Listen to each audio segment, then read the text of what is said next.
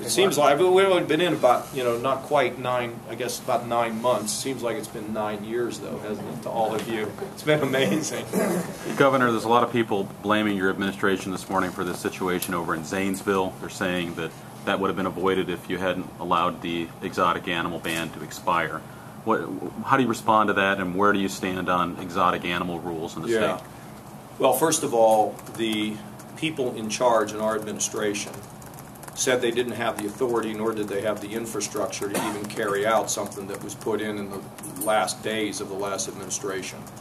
And as a result of that, they started working on, a working group to get that done. Zeringer was involved, Mustine was involved, and then they formalized a working group. And all the parties, whether it's the Humane Society, whether it is the zoos, whether it's even local law enforcement. I don't know everybody on the task force, but they're working on it. And this is not something that you can just write a law and then kind of say, we fixed it. That's not the way you do things. Again, they didn't feel they had the authority. There's really even, confusion about did they grandfather everybody in. And here's the thing.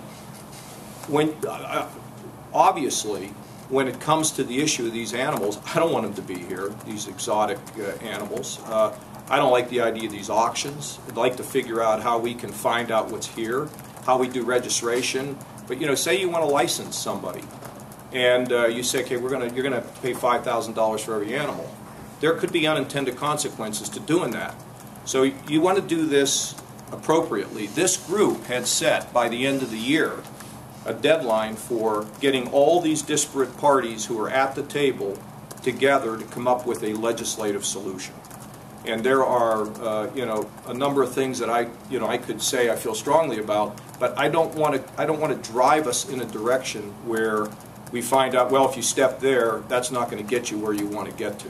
But clearly, we need tougher laws. We haven't had them in the state. Nobody has dealt with this. And we will, and we'll deal with it in a comprehensive way.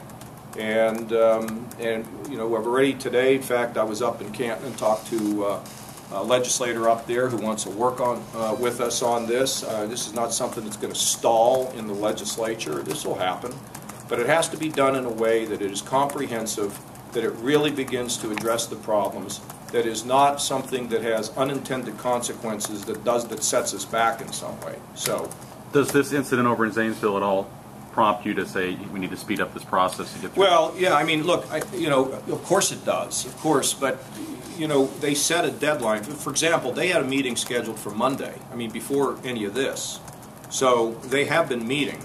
And, look, if you had an executive order that people felt could be carried out, that gave people authority and did all that, there are parts of that executive order that we would agree with. I'm not for these people having lions and tigers and all this stuff, in there. But how do you deal with it? There's lots of things that we have to think about how we get this done. They have these auctions. I don't know why they have these auctions. I don't know why Ohio has them.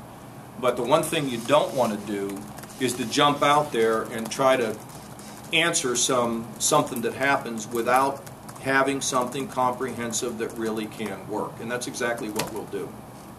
And, of course we'd love it to be speeded up. But again, it's a disparate group that sits at the table. And I asked this morning, was there anybody sitting in these meetings here lately that raised and said, oh my God, we have to get this done now? I've been told no. But obviously, the faster they do it, the more comprehensive it is, the better thought out it is, makes me happy. Governor, you said